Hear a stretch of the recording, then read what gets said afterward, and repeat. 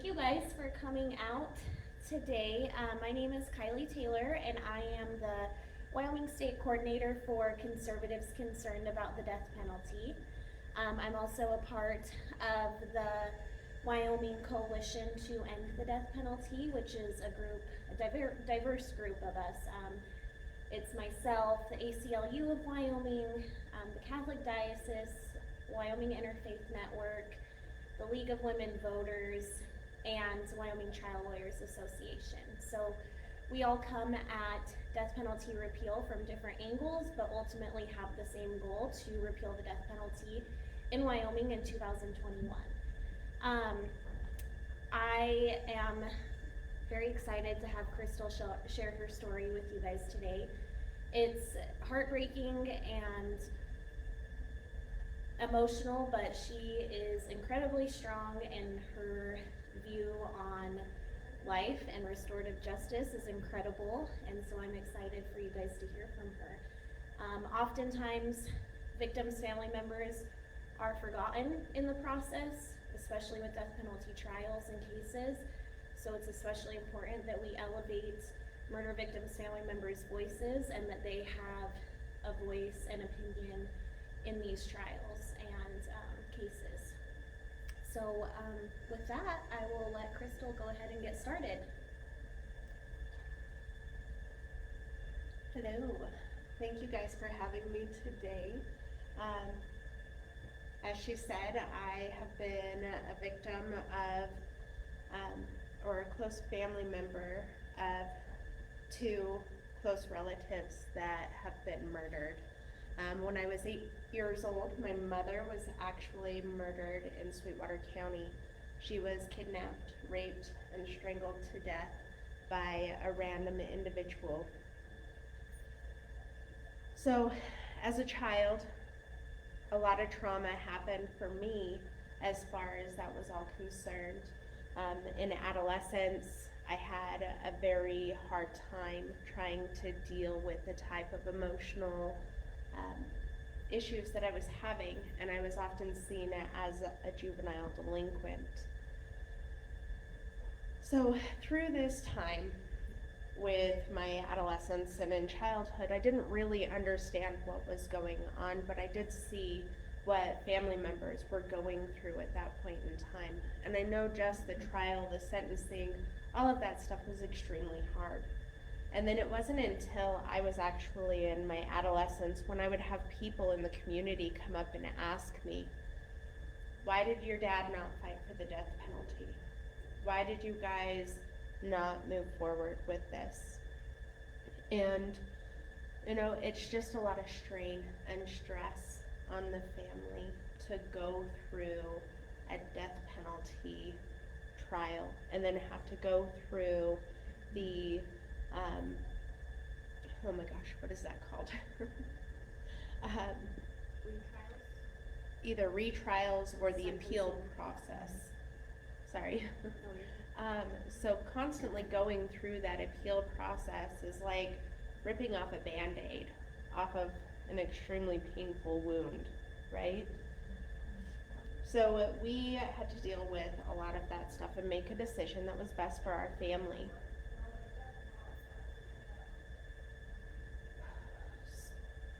As an innocent child, I didn't understand what the death penalty was.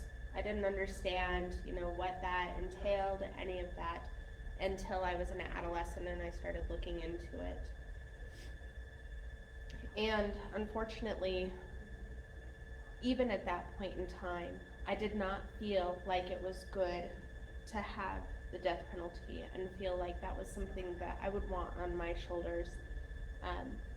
To decide when somebody could or couldn't die. I felt as a child that we were just as similar to the murderer themselves if we were choosing to put them to death. It wasn't until I was in my late adulthood, late 20s, where I actually started going into criminal justice school. I decided that I wanted to be criminal justice major, specializing in case management and corrections. Because through my studies and through my life, dealing with victimization, I knew that I had to stand up and help youth, because if we hit youth as soon as possible when they start having the trauma and the trials that they face every day, then we have hope that they're not going to be a criminal offender or a violent criminal offender later on in their adolescence or early adulthood. So I really wanted to make an impact there. And it was at that time that I actually found a program called Restorative Justice. And I was like, this isn't gonna work. This is something that's fairly new. I just don't see how it works. So I ended up going to the state of Wyoming to see exactly what this program was about. And I went through a year-long preparation program of identifying my emotions, the harms that the offense had caused, and ask questions I never thought to ask myself or that other people never asked me. And it was at that time, when I was ready, that I walked into the penitentiary and I sat across the table from a man that murdered my mother. And I sat there and I talked with him, and I realized that he, as a child, had very traumatic experiences. He was harmed in ways that we didn't understand. And society failed to see those red flags and did not get him the help that he needed. So he became a violent offender in his teen years and was out on parole and had murdered my mother because he failed to get rehabilitative services and so on. So when he got out, he reoffended. Sorry. But at that moment, I realized that restorative justice was impactful, because I cried for the man that murdered my mother. I didn't cry for me, but I cried for him. Even though he passed out and reoffended? Yes. Yep. Because I think we have a system where we are not seeing the mental health issues and the trauma, and we're not treating that. We are a society that thinks it's okay just to lock up and throw away the key and not really take a deep dive into an individual person.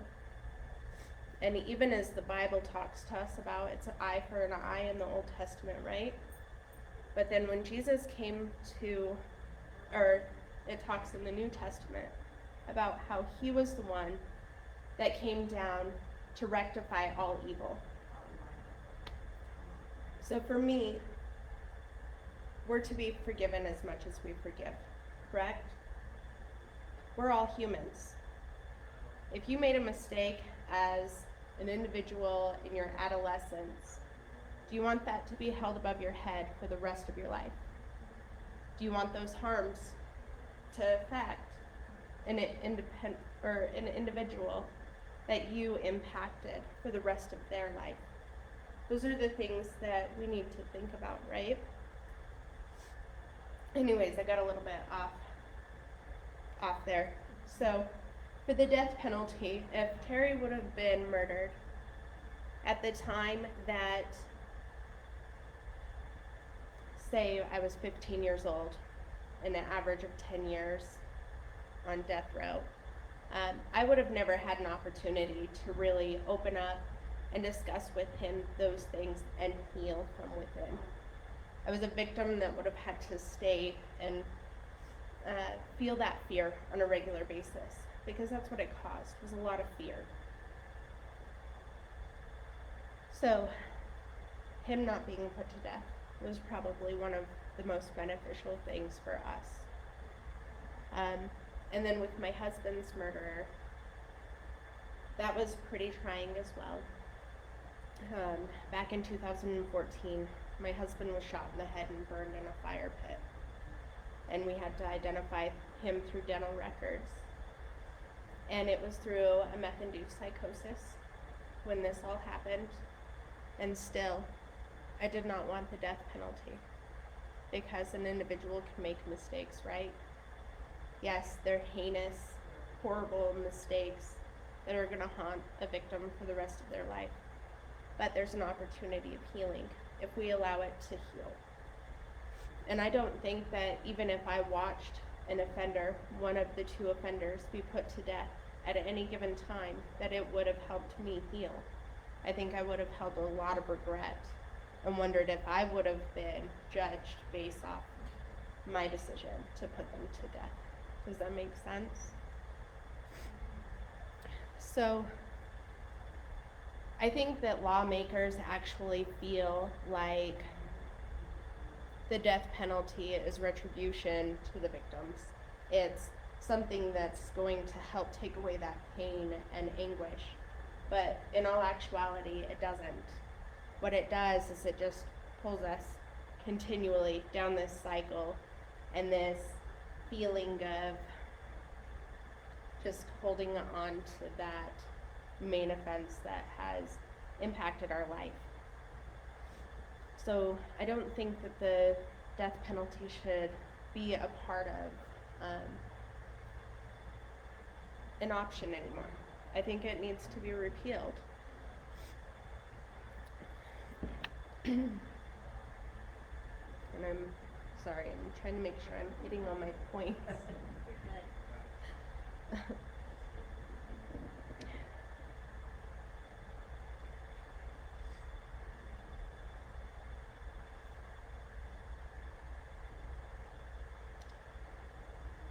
Does anybody have any questions for me so far?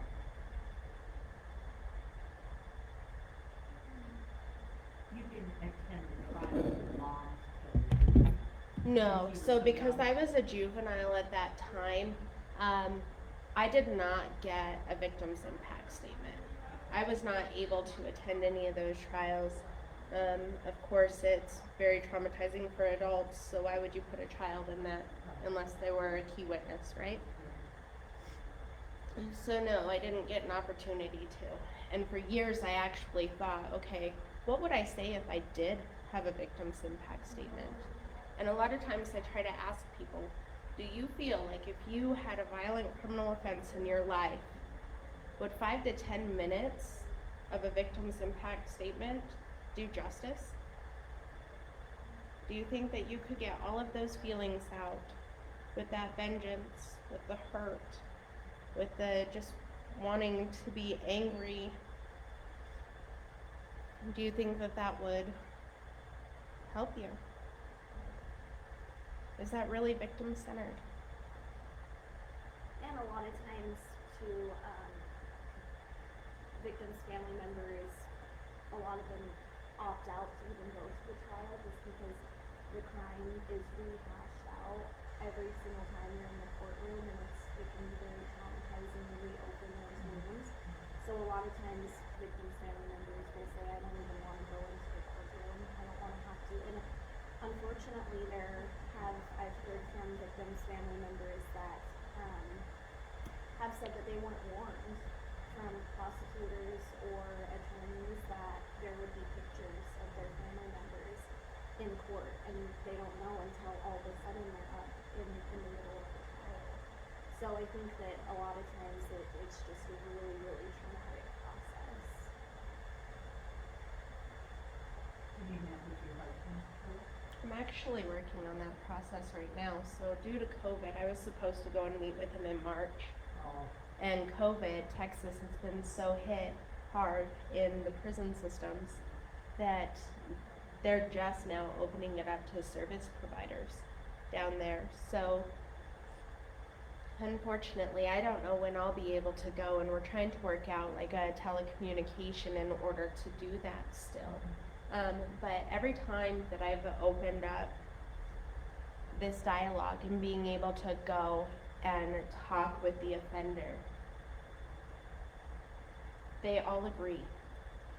They agree to it because they want to repair those harms that they caused to the victims and the survivors of the crime. They sit there and they think and they try to understand it themselves because most times they don't understand. So that's really enlightening moment when they say, okay, yeah, I want to meet the survivor. I want to be able to talk with them because I need to repair these harms.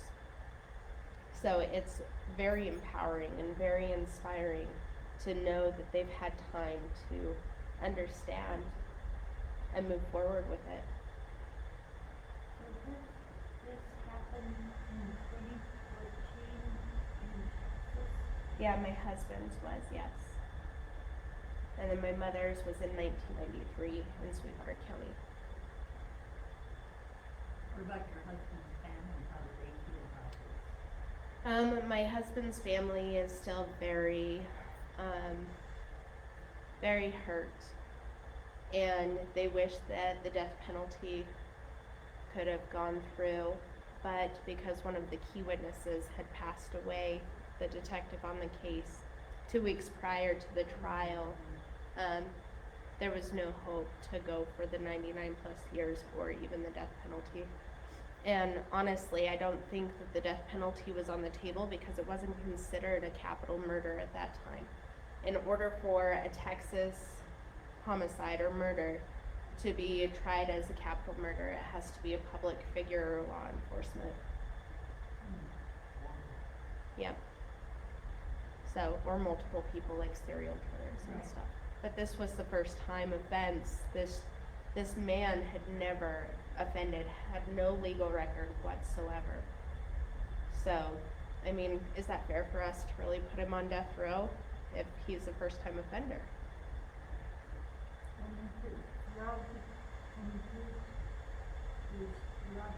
It was meth-induced psychosis, yes. My husband and him had both been using meth that day.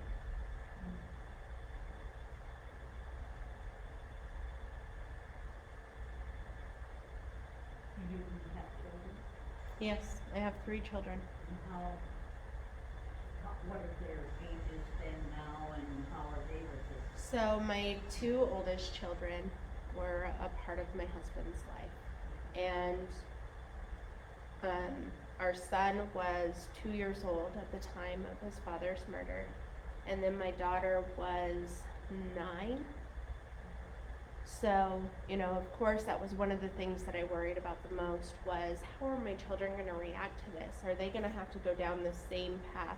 I've got to be really careful because I understand how it is to be a child with the loss of a parent in an extraordinary, like, impactful way, a very traumatic way.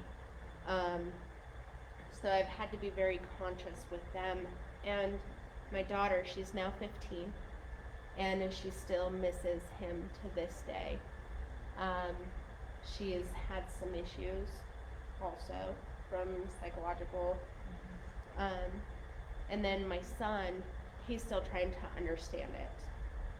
And, you know, we've talked with him, we have him in counseling and so on, but there have been little tiny snippets where we've heard him react out of anger because of the stuff that he's had going on.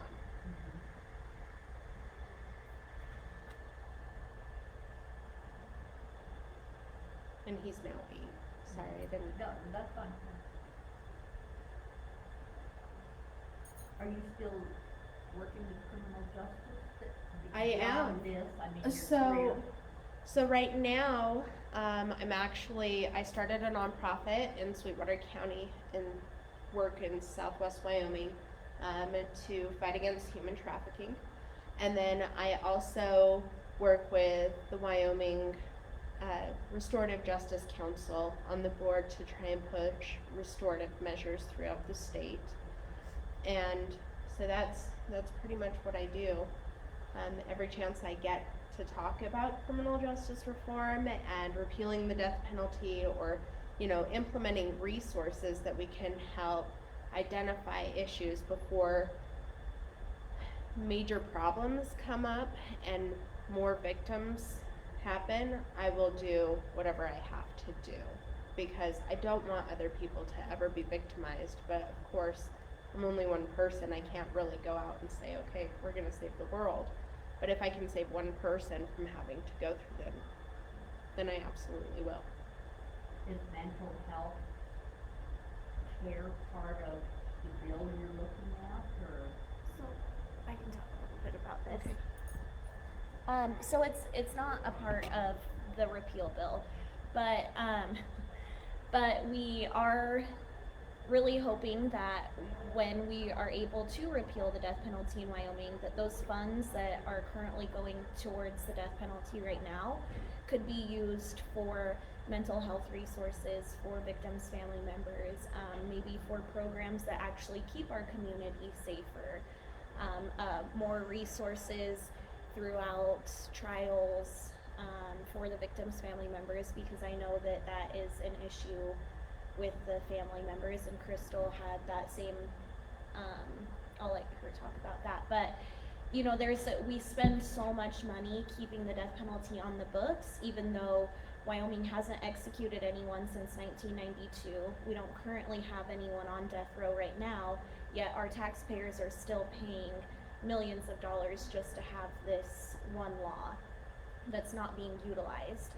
So hopefully when repealing the death penalty, those funds can be used towards other services and needs for our community, to keep the community safe, to help those that need the help, mental health resources, victims services.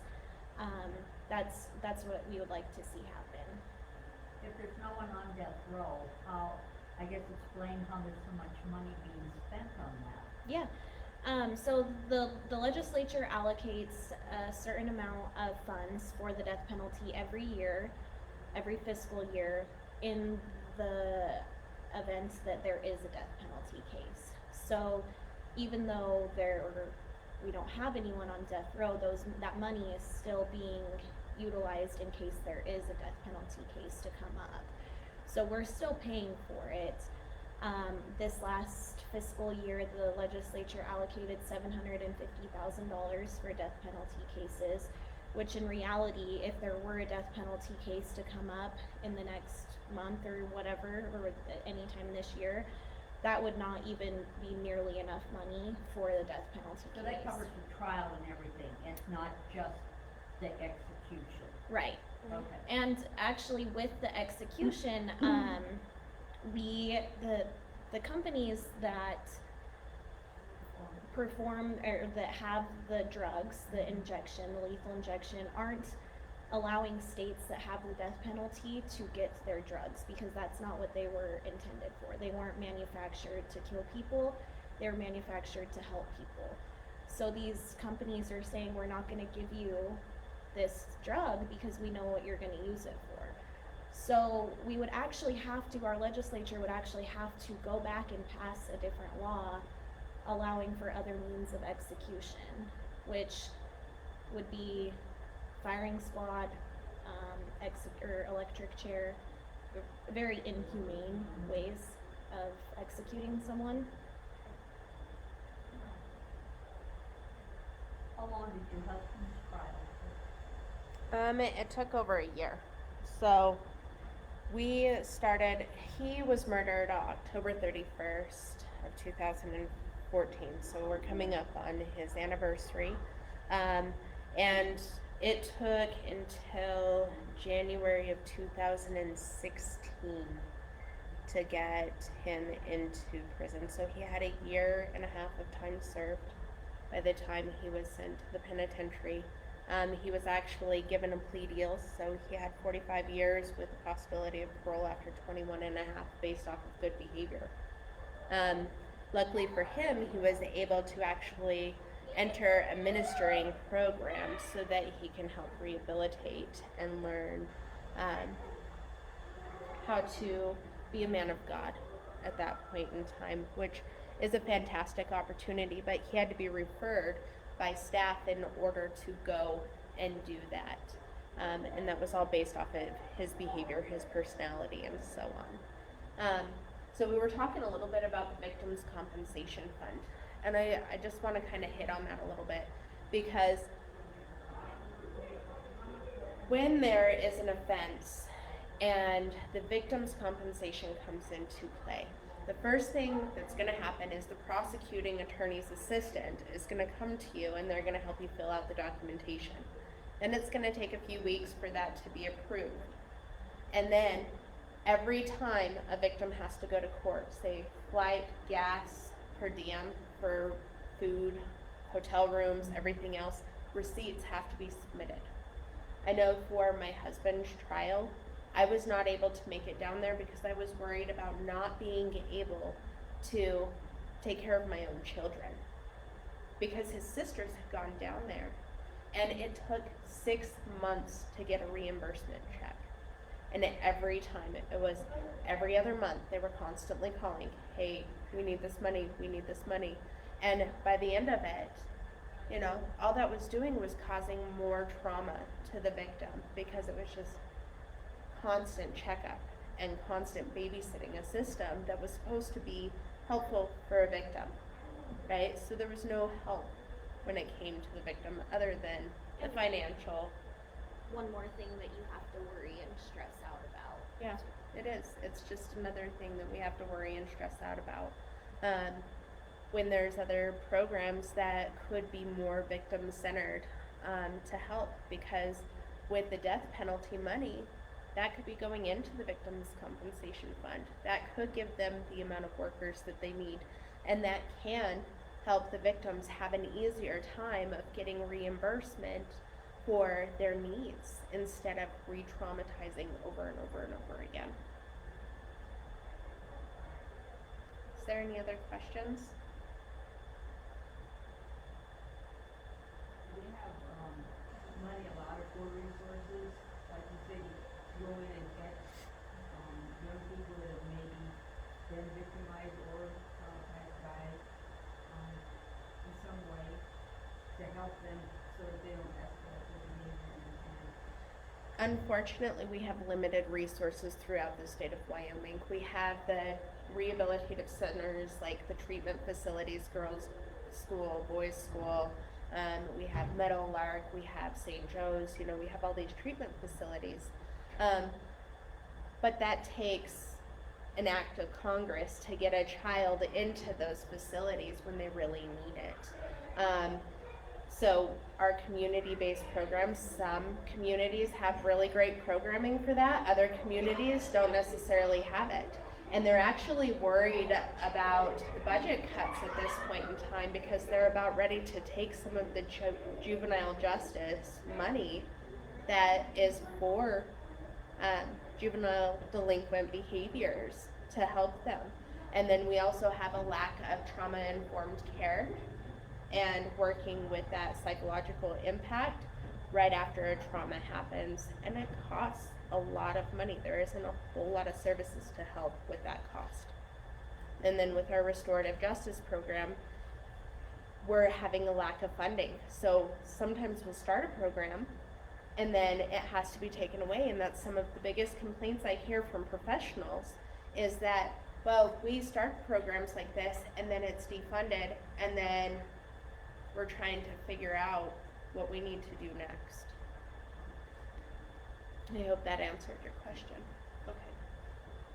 I've heard the state of Wyoming is very poor and lacking, in funding mental health resources. Well, they're Do you cutting feel the that? mental health resources at this point in time because of the way that, you know, the taxes in the oil field, and coal industry have impacted this state. Mhm. They're actually trying to cut the budget, and mental health services is one of those things. Yes.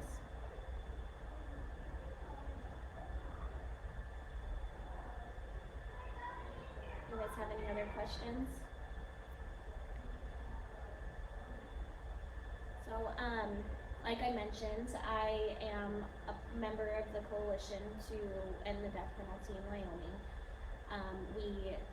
I specifically come at repealing the death penalty from a number of different reasons.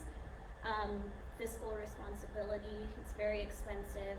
We could be using those funds, like I said, for other resources that actually make our community safer.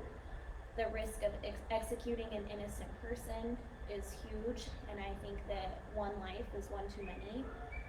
I believe that life begins at conception and ends at natural death, and as we know, the death penalty is not natural death. And for the victims, I mean, it's, as you heard from Christal today, it's a system that has failed victims and their family members, and it's time that we get rid of it. And I think that Wyoming can absolutely live without the death penalty. Thank you guys for coming and listening to us today. Thank you.